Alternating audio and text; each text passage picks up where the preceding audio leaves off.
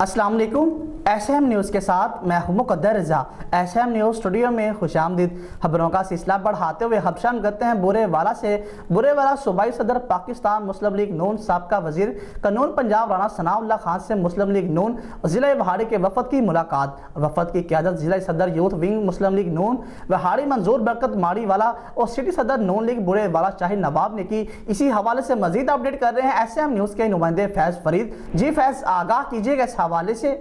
जी बिल्कुल, बुरेवाला मुलाकात में विहाड़ी से लीगी रहनुमा हाजी मोहम्मद असलम, वकील चौधरी मोहम्मद अमीन, बुरेवाला से सिटी सदर youth wing Rizwan Salimi, senior नायब सदर youth wing doctor Talha Parvez, Rai Sajid, doctor Abdul Ghaffar Malik ने शिरकत की।